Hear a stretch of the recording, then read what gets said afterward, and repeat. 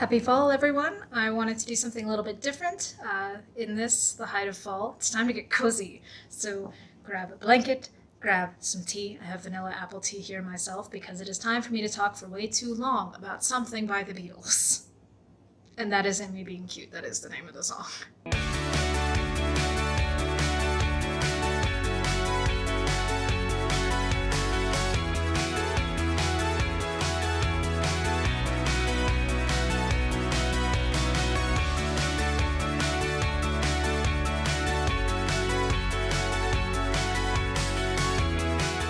The song is easily in my top 10 favorite Beatles songs, and the promotional video for it is in my top 5 favorite music videos by any band ever. And I wanted to talk about why, but because Apple has like a chokehold on every single sound the Beatles made, especially those sounds I checked, I can't play any portion of the song, but I can give you background and context, and I can link the video in the description, so go and watch it and come back if you haven't seen it already.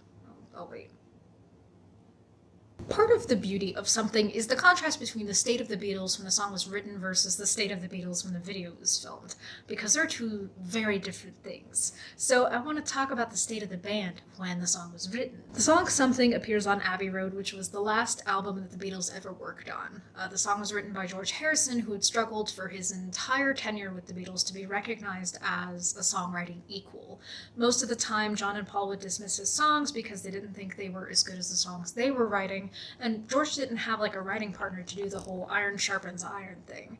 And in the eyes of Hunter Davies, the Beatles biographer, that essentially made George a loner. But here he was, writing what would be considered one of the greatest songs on Abbey Road, and one of the greatest love songs of the 20th century. Harrison had been working on it as early as September of 1968 during the White Album sessions. According to George, there was no story behind it.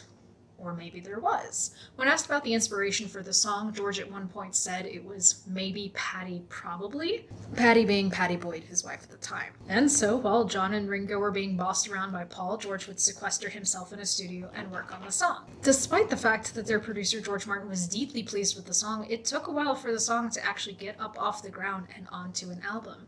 There are a couple of demo versions of the song recorded by other artists, and it took a while before the Beatles actually sat down themselves and started recording it in April of 1969. Martin's orchestrations would be added in August, with the song being finished on the 19th of August. And the whole album, Abbey Road, would be released on September 26th, 1969.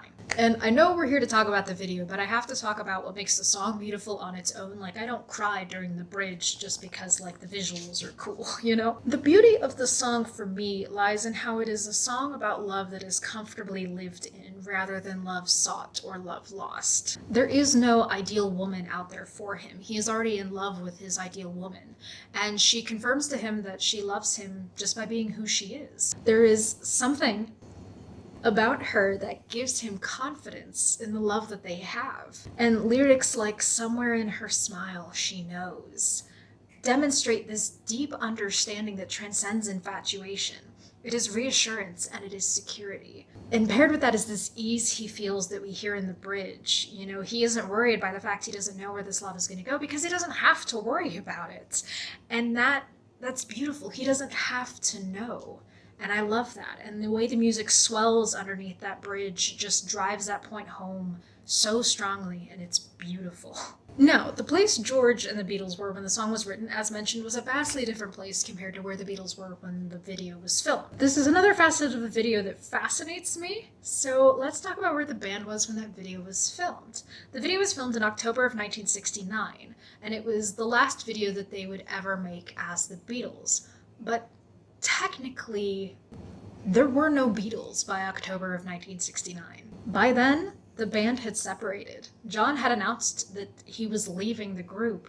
In fact, he announced this less than a week before Abbey Road was released. Obviously, for business reasons, they kept that announcement tightly under wraps and no one said a word about it. But privately, amongst the four, it was over. According to Bob Spitz, they were determined to go their own ways. For a few weeks, they avoided one another, convinced that it was necessary to ending the nagging dependency. So in the video, we are seeing them all on their own, essentially for the first time, roughly 6 weeks after the separation. And for George, that meant providing records on Apple for Billy Preston and Doris Troy.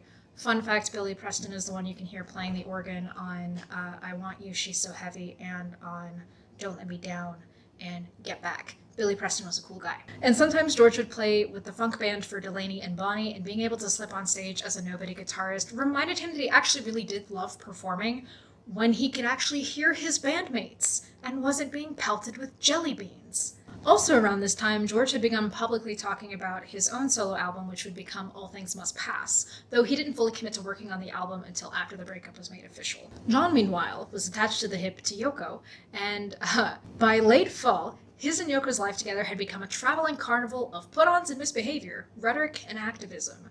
No opportunity to grab headlines, no matter how inane and scandalous, went unexplored. They also released their wedding album, called Wedding Album, on October 20th in America, and it was, let's just say they weren't throwing rice when that hit the shelves, you know. It was not warmly received. With a little help from his friends, Ringo was encouraged to make an album of his own, you know, just follow in the pattern of the rest of his bandmates. And he wanted to do songs that he liked and his parents loved, so it was going to be a whole album of standards. And he told George Martin he wanted to make an album arranged by different musicians, so each song would have been arranged by someone new. This would become Sentimental Journey, which would be released in March of 1970. And Paul was dead. Or so people thought. Again, he wasn't dead, obviously, but he wasn't doing so hot. The breakup of the band really hit Paul hard. He pretty much stayed in bed all day, and when he got up, it was mostly to drink. He felt that he had outlived his usefulness by the age of 27. Paul, baby. So here they were, separated for the first time in essentially a decade, working together one last time on a thing. And that is the beauty of Neil Aspinall's editing, is he is showing a divided band united through love. And it's just, it gets me every time. And so now, with all of that sweet, sweet context, let's talk about the video itself. Part of what I love about the video is I don't know how common of a practice it was at the time to feature the real-life partners of musicians in promotional material. Most of the time, videos and photo shoots were used to sell records, and so we only saw the band, and often the band as a product, not the band as a group of individuals. And so having this private look into their lives was a privilege that not many bands were giving their listeners at the time.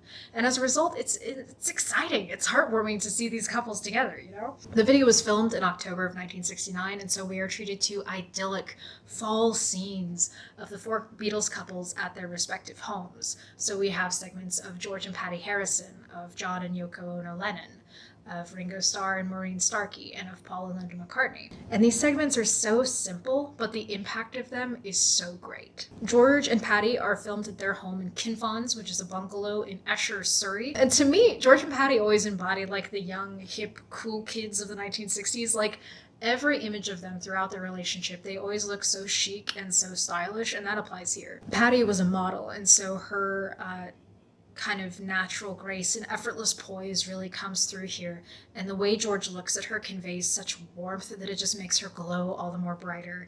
And they look so laid back and just cool walking around their backyard. I love them to death. I also adore the way that Patty smiles at George. It's so sweet and so genuine, and I just love the way that she is filmed. It's so soft. I just want to touch her face. Like, every time I see the really soft swoop of her jaw, I want to touch her face. John and Yoko are filmed at their home in Tittenhurst Park, Ascot in Berkshire, which is also where the Beatles' final photo shoot took place. I always joke that John and Yoko were my vampire parents because of their like gaunt faces and long black cloaks. And there's still this playfulness that is still present in them. And we can see that, like, when John's the only one to smile in a series of cuts where everyone looks very seriously at the camera. But there's also a lot of love between them that I think a lot of people don't give them as a couple credit for. And you can see that on the way Yoko looks at John.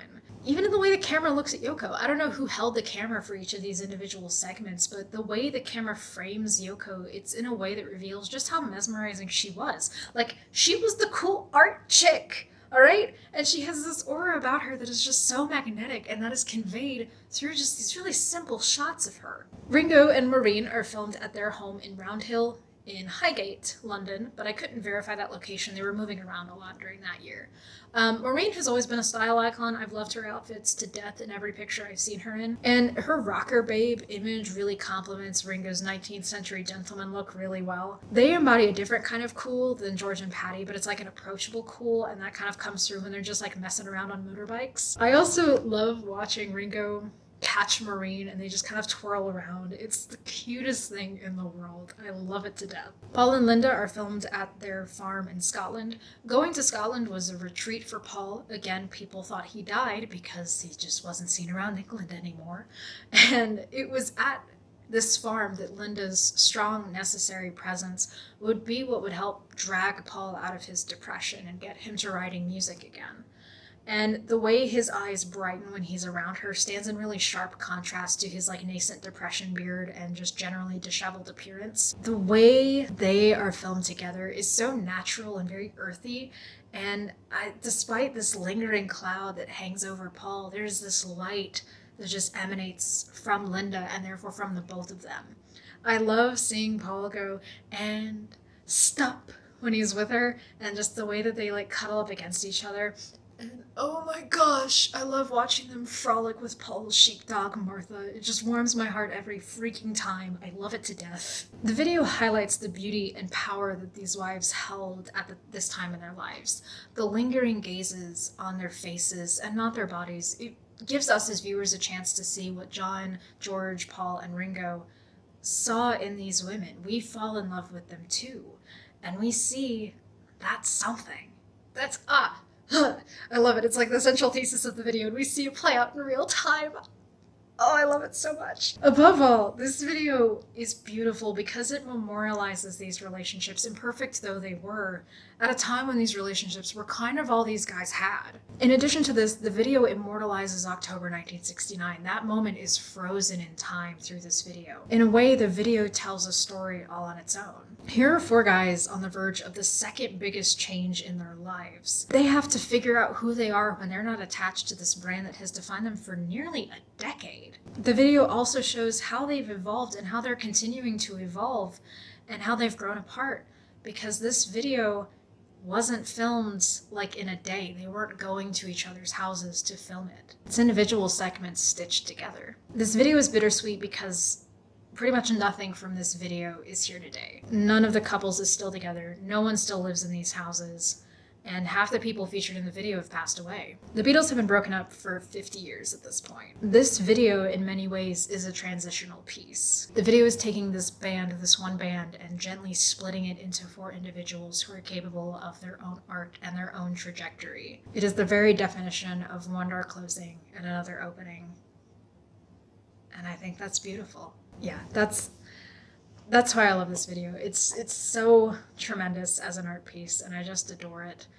So thank you for listening to me ramble about this. If you liked it, give it a like. What's your favorite music video? What music video could you talk about for nearly 20 minutes? Thank you so much for watching. It's been wonderful. Have a lovely evening.